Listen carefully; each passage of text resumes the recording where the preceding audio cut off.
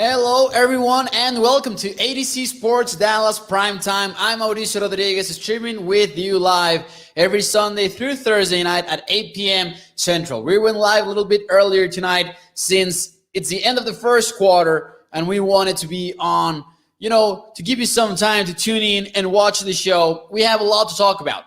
And specifically, I want to talk about what Troy Aikman had to say last night, last game at the end. Towards the end of the game, Troy Aikman started speaking about the Cowboys and their potential to build something special.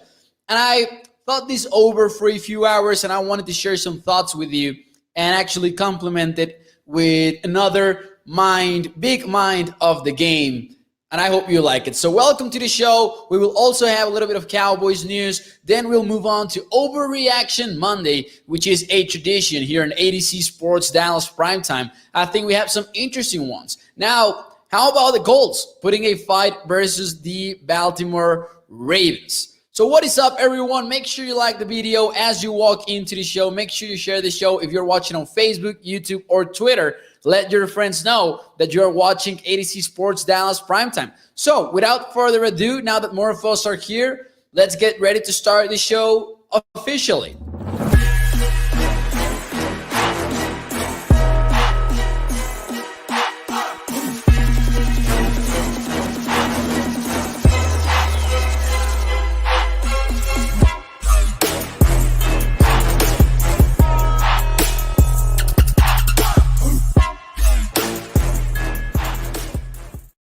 What is up, everyone? Welcome to Z Sports Dallas Primetime. I'm Mauricio Rodriguez, streaming with you live every Sunday through Thursday night at 8 p.m. Central here on Dallas On-Demand Sports Talk Network, with a lot more content coming your way for the Cowboys 2021 season. Make sure you check out adzsports.com/Dallas. A lot of Cowboys content. Now, the articles that I'm showing you on the screen right now are from last week, but there are already some articles up there on the Cowboys win over the New York Giants. And I think that you will enjoy the content that we have planned for you throughout the entire week. So make sure you check that out. If you are into the Dallas Mavericks, you will find some great content from our Maps writer, Ian. He does a great job covering the Maps. So how about the Cowboys? I know that we were excited already about the win, but one day later, we might be even more excited because you take a look at the entire NFL, the landscape, the national media, and people are talking up the Dallas Cowboys right now as a legit contender within the NFC. So we'll get into that in a few minutes as well. Shout out to everyone who's saying what's up in the chat. D-Town. D-Town was a couple of weeks away from getting an Anthony Brown jersey here on Z Sports Dallas Primetime, which is just absolutely insane because Anthony Brown had a pick six versus the Giants. And right when that happened, I said, man, thank God that did not happen versus the Philadelphia Eagles, because I would have had to pay up. And I would have. But, got lucky there. Anthony Brown decided to wait a couple of extra weeks. But yeah, I got scared, I had a little bit of a flashback. Is that bet still on? Carlos Holloway, what is up? Thank you for joining me as well. Sky Blue in the chat. Okay, says Carlos, New England doesn't have Gilmore anymore because Stephon Gilmore does not have, and even if they did, he was not going to be ready for week 6 of the NFL season.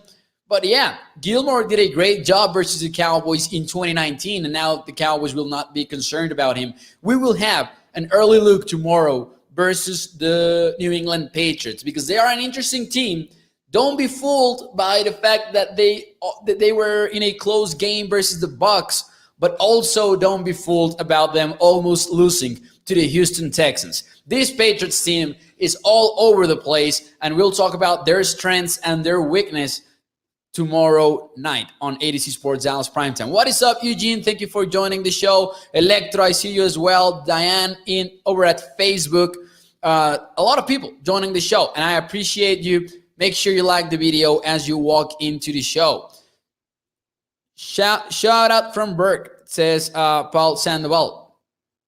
Hi, Michael Phillips. I love the Cowboys. Michael Phillips loves the Cowboys. What is up, Michael? Thank you for joining the show. So, yeah. Charles Moore gives us the perfect segue into what we're going to talk about on tonight's episode. He says in the chat over at Facebook, I knew going into this year something felt special about this team. I've seen it in camp. I've seen it in the preseason. And I think this is the perfect segue because Troy Aikman made Cowboys fans a little bit excited last night when he talked about the Cowboys' potential on the Fox broadcast. And I will read you the full quote of what Troy Aikman had to say because I really will not make him any justice if I don't read it word for word. Towards the end of the game, when the Cowboys had already blown up the scoreboard, they were leading big versus the New York Giants.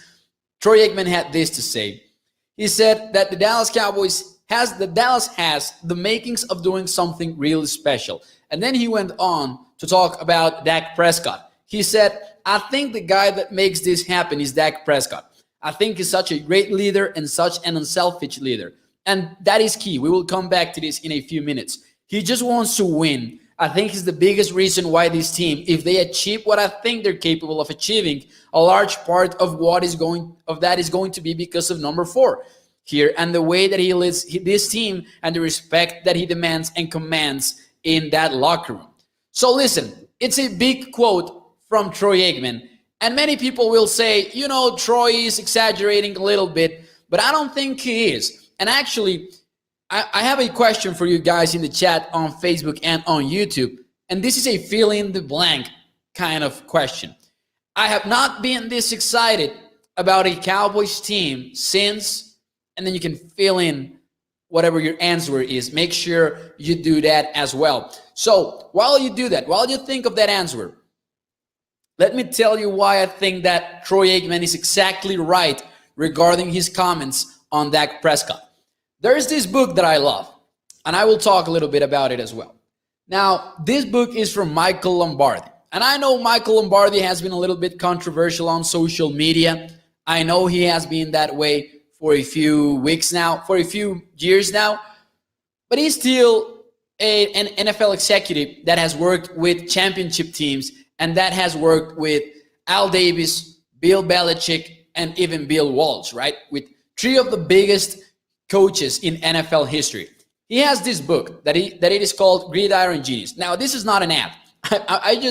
When I read Troy Aikman's quote, I started thinking about this book because in one of the chapters, Michael Lombardi talks about team building and he talks about having the right quarterback for the team. And he points out 7 characteristics that a quarterback in the NFL has to have in order to win a championship team around him. Number 1 is a winning way. Dak Prescott has had that since day 1 when he was in Mississippi State, and he actually led the Bulldogs to a number 1 ranking at some point during his career. Number 2 is a thick skin. And by now, if we have not figured out that Dak Prescott has a thick skin, then we're not paying attention because Dak Prescott has shown us that year after year, week after week. Even when it comes to the contract talks, Dak Prescott was always concentrated. He was always focused, and he always deflected questions from the media, talking about how he had his team of agents and then they were going to get the deal done. Work ethic.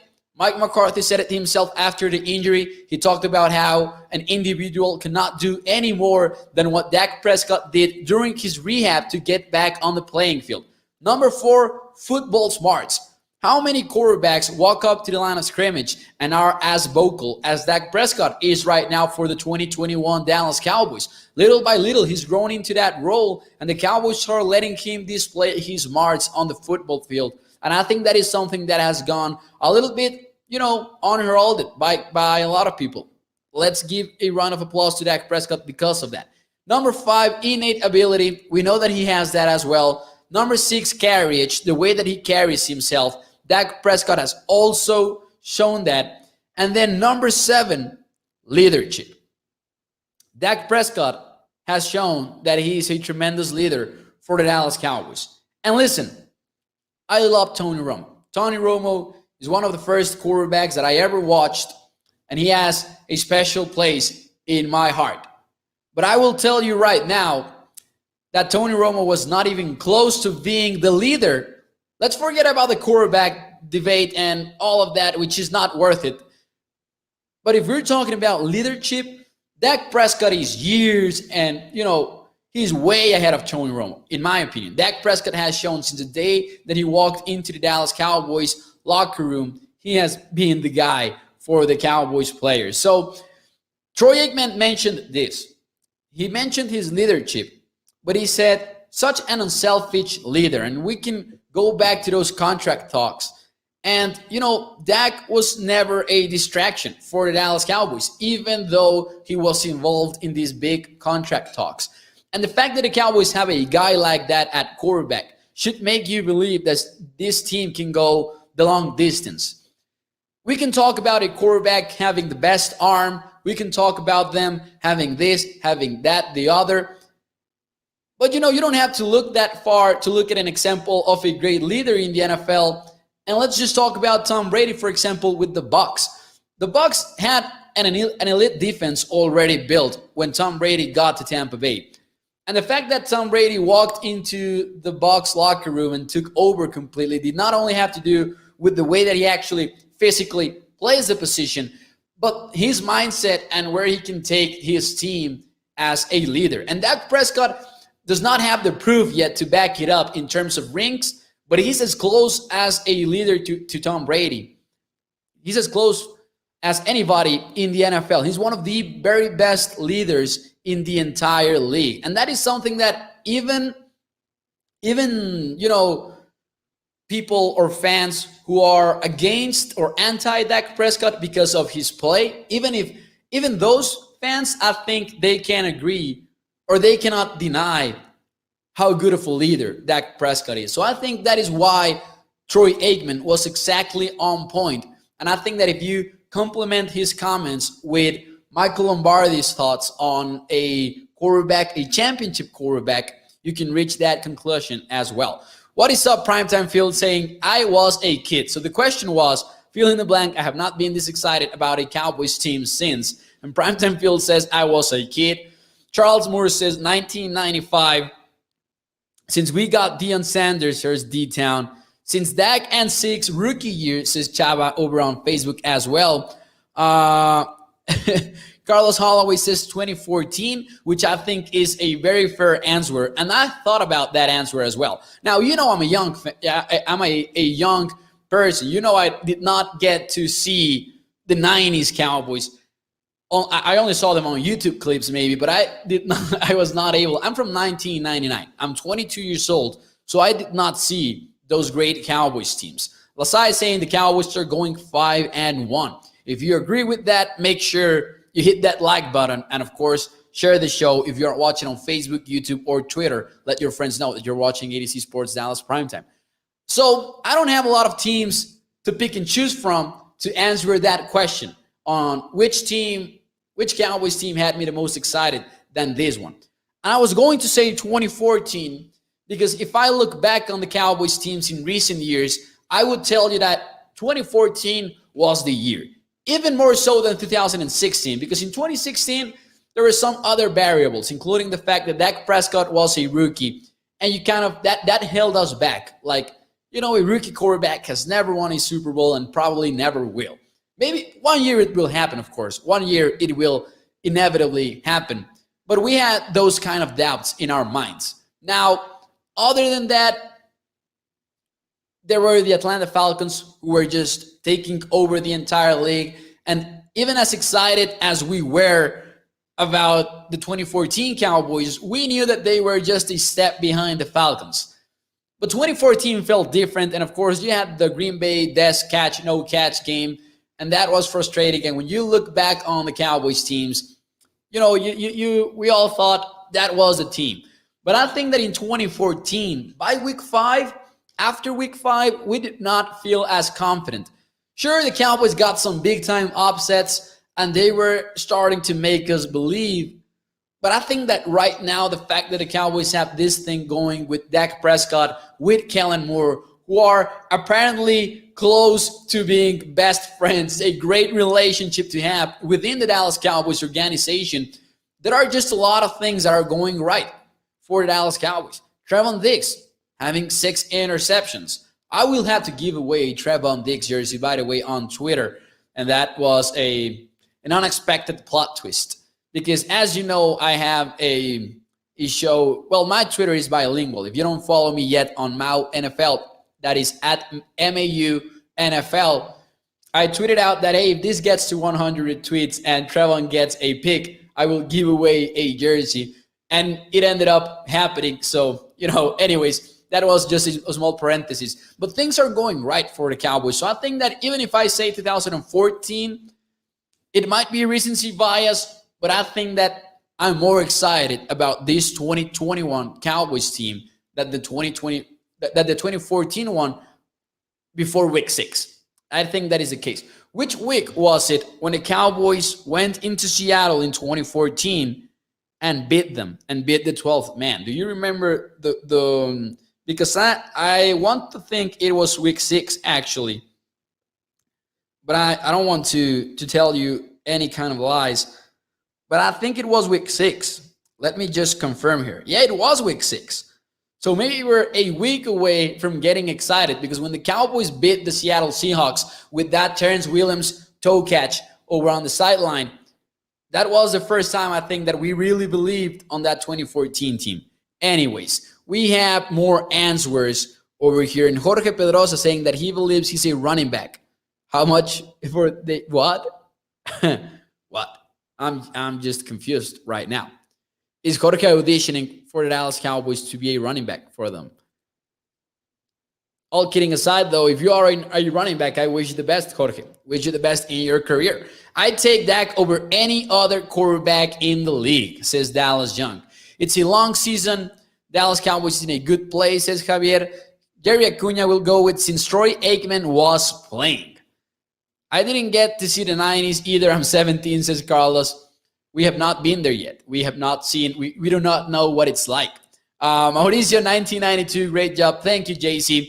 1992, when we started showing flashes of greatness, even though it was a very young team. And that is the case for those 90s Cowboys team. I can't imagine how excited people were, because they were, in fact, very young, and things were changing very quickly under Jimmy Johnson. So I think that should have been excited, definitely. James says that he has not been this excited since the original triplets, Staubach, Dorsett, and Pearson. Dallas, we are playing the New England Patriots, and the Cowboys are actually, and I will get a little bit ahead of myself, but they opened as 3.5 favorites. And if that is not a sign of how things are changing in the NFL, I don't know what is. But yeah. So regarding some Cowboys news, let's have a small segment of Cowboys catch-up.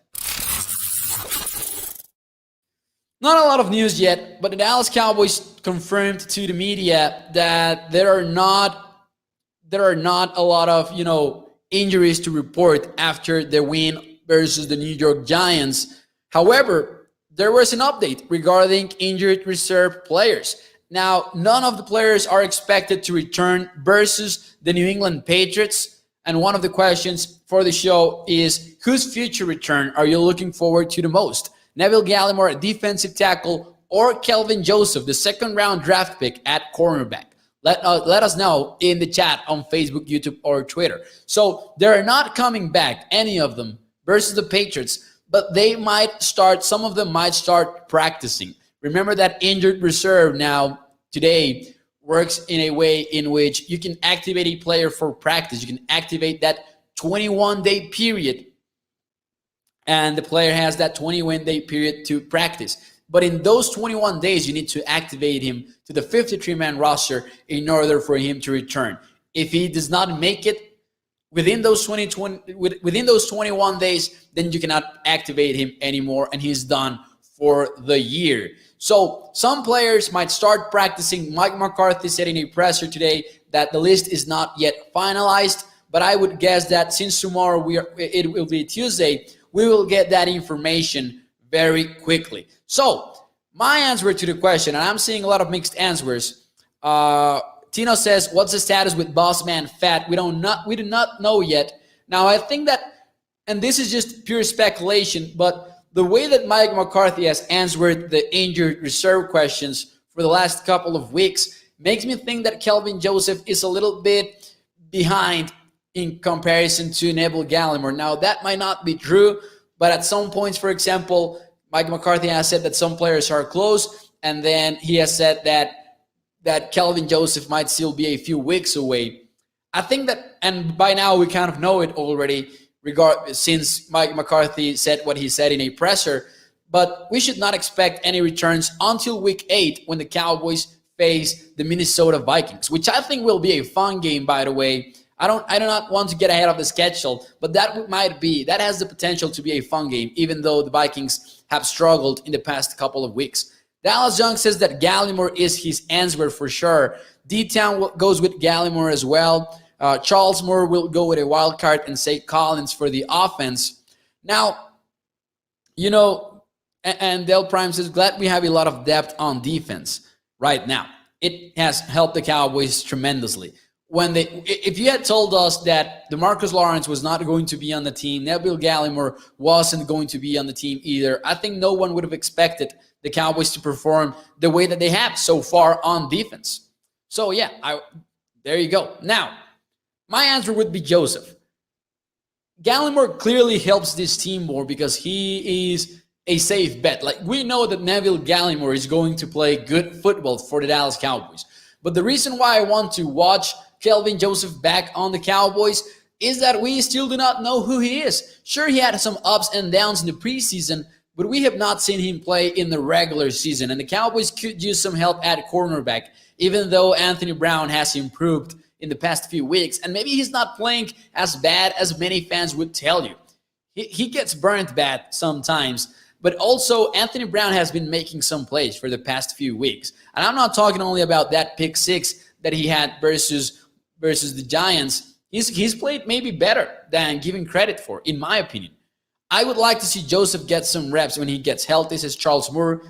I think he will get them. I think that is for certain. He will get some reps because even though Anthony Brown has played better, he's still not that same guy, right? Is Collins back this week? Asks Dallas Young. He's not, unless something happens with the lawsuit, which I strongly doubt, to be honest with you. Dak Prescott testified for La'el Collins, and they might have a case, but I don't see the NFL walking back on their decision. Maybe after the suspension is done and there is some financial impact for the lawsuit. I don't know. I'm not a legal expert, but I would expect him to be back until week 8 as well versus the Minnesota Vikings. So people are talking about the Cardinals in the chat, but I'm not sure what the question was.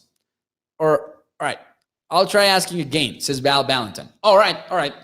Who is the biggest challenge left for us in the regular season? And people are arguing between the Chiefs and the Cardinals.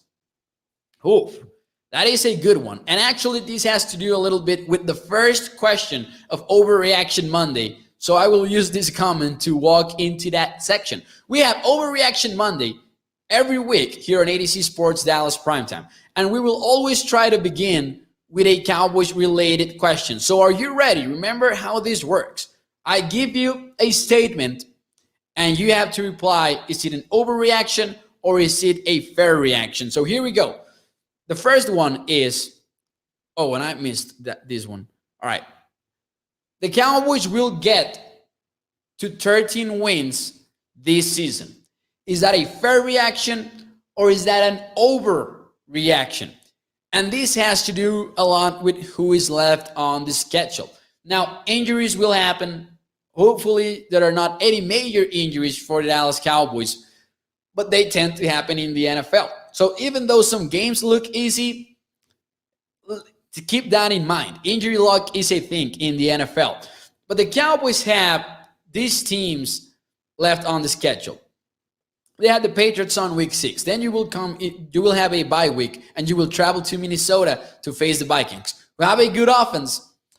They have an inconsistent offense, but when they're clicking, they're dangerous, and they have a strong running game, and sometimes Kirk Cousins is inexplicably on fire. So there's that. Then you will face the Broncos at home, which I know that they have a good defense, but I think they're a great matchup for the Dallas Cowboys because the offense will not be able will likely not be able to keep up with Dak Prescott and Kellen Moore, the Broncos offense. Then you have a home game versus the Falcons, who are a hot mess right now. You will travel to the Chiefs, and I think that is the toughest game yet. I know some people mentioned the Chiefs, the Cardinals as another potential rival, but a November game, late November game in Kansas City, I don't like that. I mean, it's a tough game. I'm not saying that the Cowboys cannot win it, but I will point towards the Chiefs as your major rival, and we will talk more about Kansas in a few weeks. Now, there you have the Raiders, the Saints, Washington Giants, Washington Cardinals, and Philadelphia. I think it's a fair reaction. And listen, actually, the the win totals for the Cowboys in the sports books world is at 11.5 for the Cowboys. They started the season at 9.5. Sports books had the Cowboys as a 9.5 kind of team, flirting with the 10 wins. And now they're already at 11.5 after a 4-1 start. So I would take the over. I will tell you right now that I would take the over on that number. 11.5, easy. And 13 wins is pretty doable for the Dallas Cowboys. And this will be key for the Cowboys' success in the postseason. It's very early. We are still in October. But the Cowboys are off to a 4-1 start, and that makes them a legitimate contender, not only within the NFC, but for the top seed in the conference. And if you get that, you get a home field advantage. We have seen that the Cowboys are capable of beating anybody in the league. They have to clean up a lot of stuff. They have to tighten some things up. Big plays on defense. You cannot keep allowing that. You have to do a lot of little things, right? They got off to an off start versus the Giants. All of that has to be in place for the postseason. But every team is having these sorts of slow starts, even the best of teams.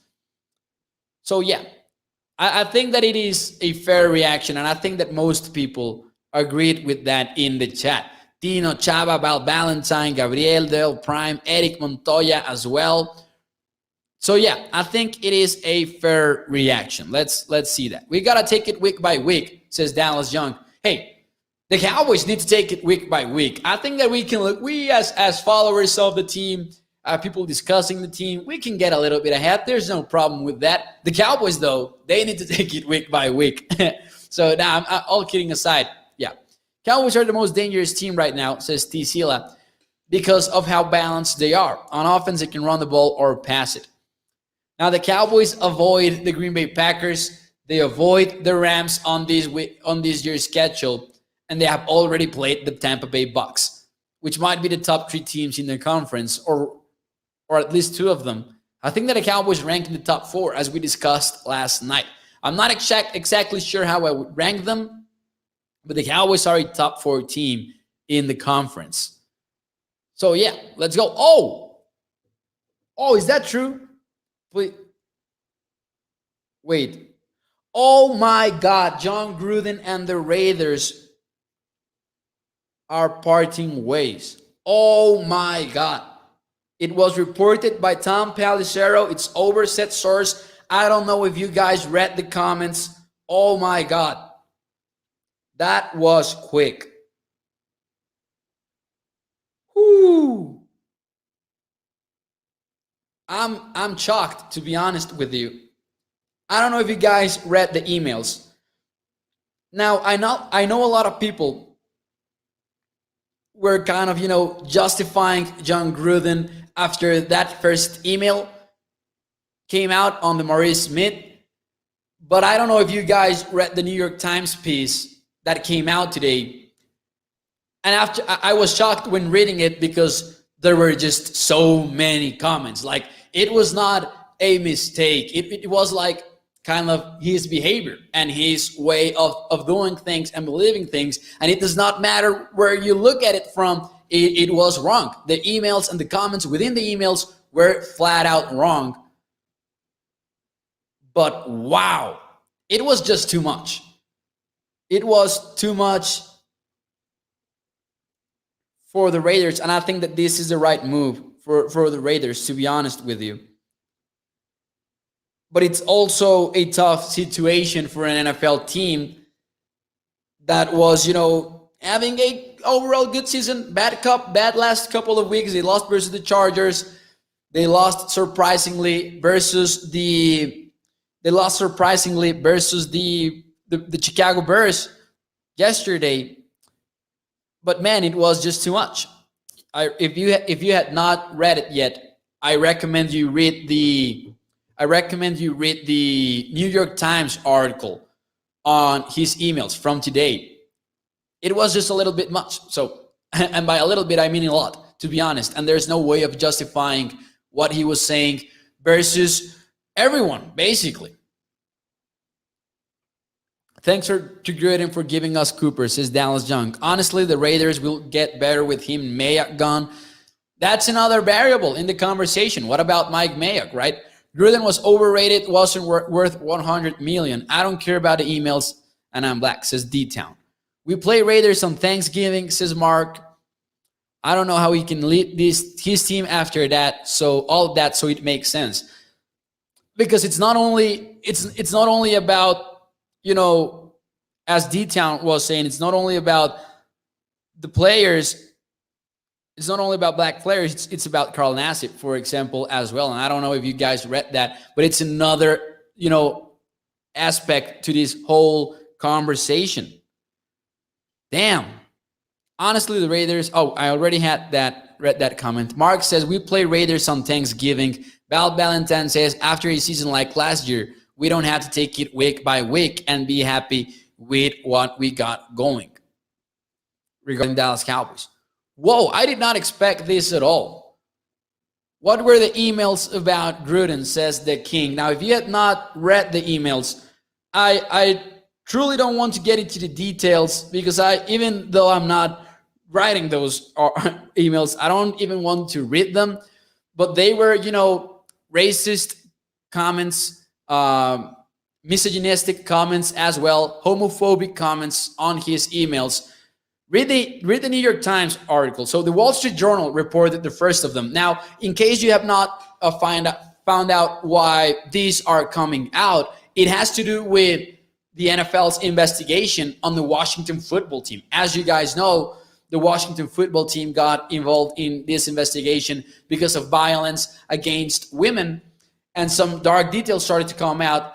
And then John Gruden somehow got involved in some emails to Mr. Allen, and that is why some John Gruden emails started to come out. And I believe that I would assume that after those first emails came out, the investigation started to go deeper and deeper. And then today, the New York Times, the first one was from the Wall Street Journal, and then the New York Times came out with a lot more details today. And man, it was just bad, to be honest. Just Google it, says Stevie Mac. They're all over and plus we can say it here because YouTube will get mad at us. And honestly, even if YouTube did not get mad at us, I would not be fully comfortable reading them or saying it. So yeah. D-Town says, oh wow, I didn't know the emails included all of that, but it's not surprising. It is certainly not surprising, but yeah, that was what shocked me the most. Like, I read the first email and it was like, okay, that sucks, that's wrong. But then after reading the additional emails that came out today, it's not a surprise that John Gruden has parted ways with the Raiders. I mean, I know I was just surprised a few minutes ago, but yeah. Whew. It's a weird transition to carry on with, Overreaction Monday. But let's try to do so, and let's push towards the end of the show. I have only two more. Don't worry about it. So, let's keep it with the Chiefs conversation. We were talking about the Chiefs being the toughest challenge on the Cowboys schedule. So now the 2-3 Chiefs will not make the AFC title game. Is that a fair reaction or is that an overreaction?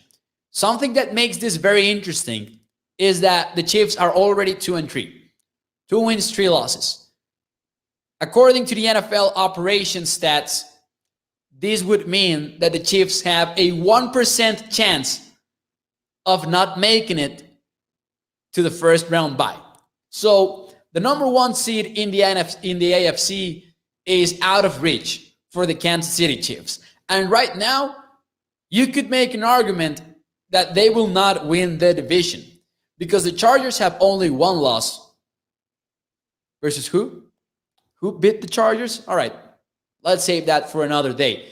But yeah, the Chargers have only one loss. The Broncos got off to a good start as well. The Raiders, well, the Raiders are about to maybe have a little bit of a bump in the road, and they have already had one in the past couple of weeks. But anyways, the Chargers are the team that might be the team to beat right now in the AFC West, just because they have already beaten the Chiefs and they have beaten the Browns. So I think it is a sort of a fair reaction, but I would say that do not count them out just yet, because the Chiefs are struggling on defense a lot. But on offense, aside from the turnovers, they are being one of the most efficient Kansas City Chiefs team in the past few years. And that is including the big offenses that we saw in 2019, in 2020. But the defense is just off the charts bad. It's just, the Chiefs defense has been bad for a few years now.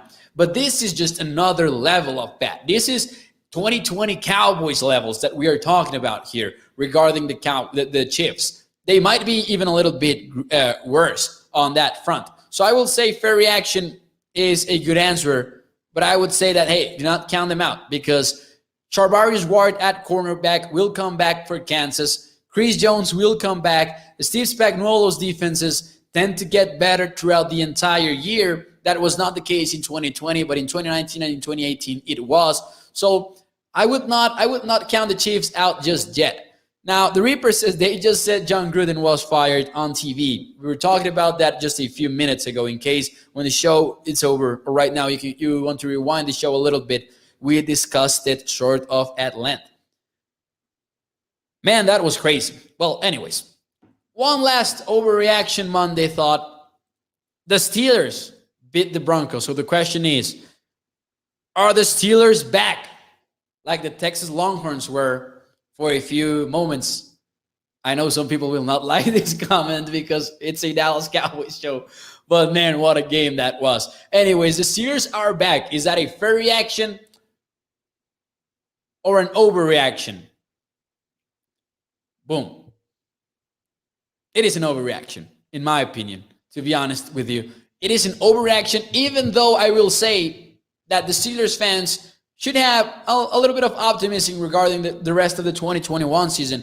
This was the first game with Juju, Deontay Johnson, and none other than Chase Claypool on the field at the same time. But the left tackle, the left guard, and the center were playing good football, and that had not been the case for the season. If that O-line figures things out, this Steelers team is going to respond on offense.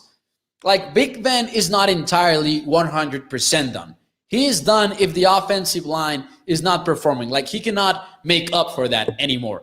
But if they find their rhythm and they start clicking over in the trenches, this team can still be very competitive because they have a good defense. However, to say that they are fully back, to me, might be an overreaction. And they just beat a Broncos team that has virtually no offense either. Their strength is on the defense. Overreaction. Fair, but the Steelers have a tough schedule, says D-Town. That is true. Now, Juju Smith, the fact that Juju Smith is out for the season, like we were talking about them just getting that trio back of receivers for last week's game, and now that they have lost Juju, it's just a tough blow for them. They need to win a couple more games for me to believe, says the King. Steelers lost Juju. They did shoulder injury. Steelers defense can carry them if they can stay healthy, says D-Town. But the Steelers do have the hardest schedule. They do. So let's say, well, I will stick to overreaction, but do not count them out just yet. Do not fully count them out.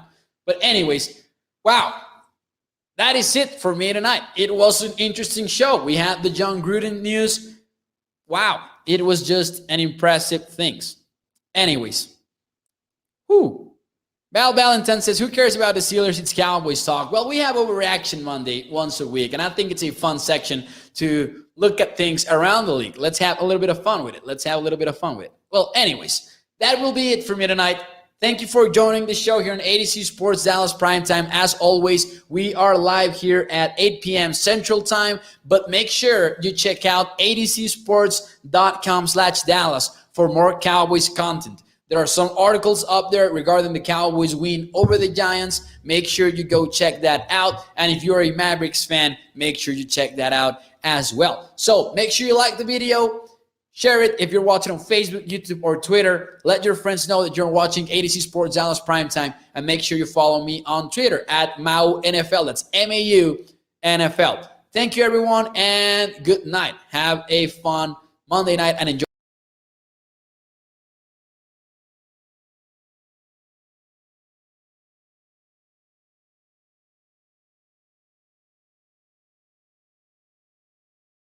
So a little bit of a blooper there. I left the studio, but I did not end the broadcast. Now, good